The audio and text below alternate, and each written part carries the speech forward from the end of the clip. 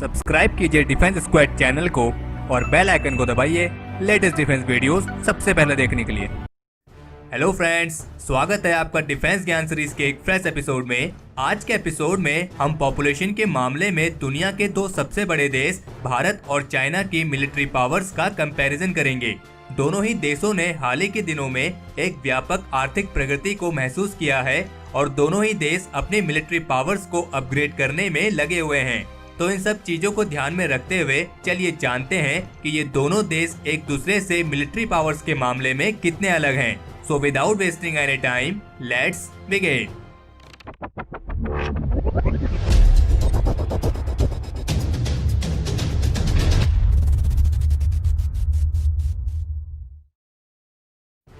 तो चलिए सबसे पहले बात करते हैं इन दोनों देशों की पॉपुलेशन और इकोनॉमी की।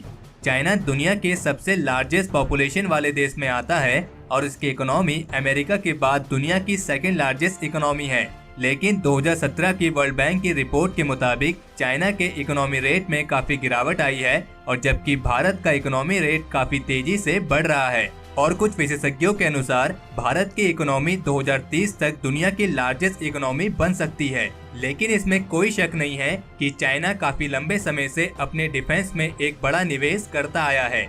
चाइना की जीडीपी 11 ट्रिलियन डॉलर है और इसका साल का डिफेंस बजट 146 बिलियन डॉलर है। और चाइना अमेरिका के बाद दुनिया का दूसरा ऐसा देश है जो डिफेंस पर काफी बड़ी मात्रा में निवेश करता है।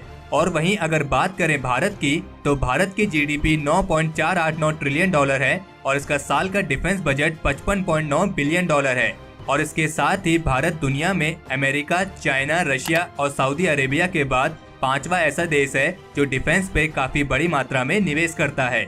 अगर बात करें इन दोनों देशों के मिलिट्री पर्सनल्स की स्ट्रेंथ की, तो चाइना में 2.3 मिलियन यानी 23,35,000 एक्टिव फ्रंटलाइन पर्सनल्स हैं और 14,52,500 एक्टिव रिजर्व पर्सनल्स हैं। और जबकि भारत में 14,62,500 एक्टिव फ्रंटलाइन पर्सनल्स हैं और 11,55,000 एक्टिव रिजर्व पर्सनल्स हैं।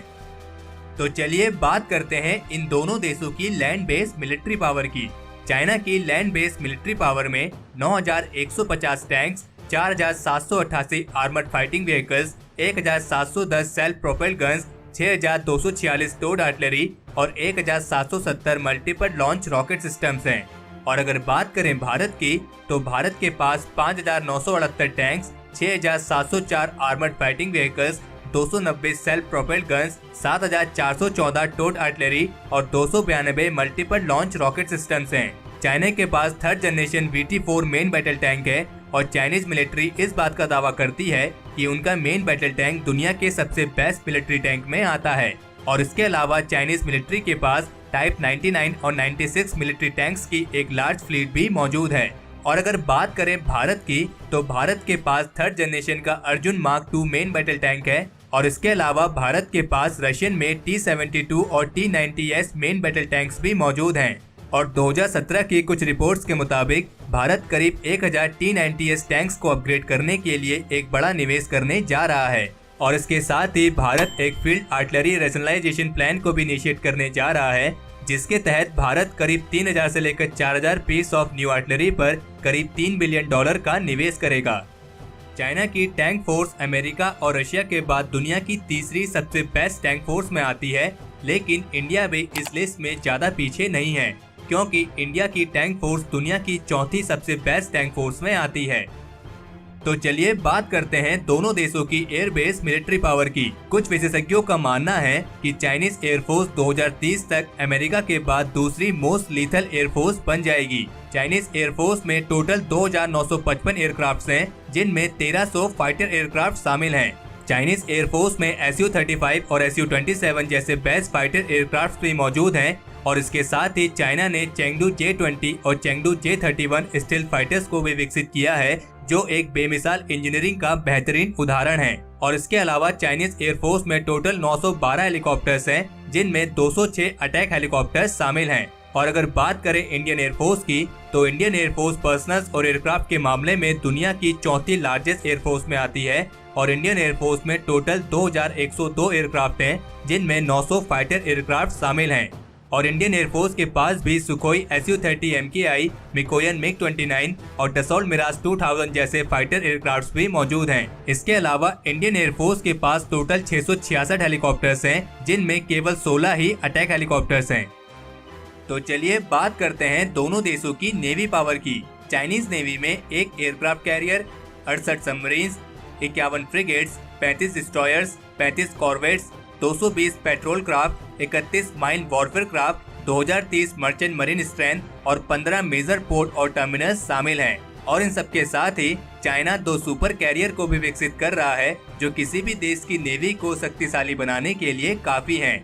और इन सुपर कैरियर की 2020 और 2023 तक तैयार होने की उम्मीद है। और अगर बात करें इंडियन नेवी की, तो इंडियन नेवी में एक aircraft carrier, 15 submarines, 14 frigates, 11 destroyers, 24 corvettes, 139 petrol craft, 6 mine warfare craft, 340 merchant marine strength और 7 मेजर पोर्ट और टर्मिनस शामिल हैं। और इन सबके साथ ही भारत भी एक सुपर कैरियर को विकसित कर रहा है, जिसका नाम है INS विशाल। और INS विशाल की 2030 तक तैयार होने की उम्मीद है। और अगर बात करें न्यूक्लियर पावर की, तो इस मामले में चाइना इंडिया से आगे है, क्योंकि चाइना के पास लगभग 270 न्यूक्लियर वॉरहेड्स हैं और इंडिया के पास 120 न्यूक्लियर वॉरहेड्स। इसमें कोई शक नहीं है कि दोनों देशों की मिलिट्री पावर तेजी से वृद्धि कर रही है और दोनों ही देश टेक्नोलॉजी के मामले में भी अन्य देशों की मदद के साथ अपनी मिलिट्री पावर को बढ़ाने में लगे हुए हैं। हालांकि मौजूदा समय में चाइनीज मिलिट्री के पास इंडियन मिलिट्री के मुकाबले में थोड़े ज्यादा इक्विपमेंट्स हैं, लेकिन भारत भी इस मिलिट्री इक्विपमेंट्स के गैप को पूरा करने के अपने प्रयासों में लगा हुआ है।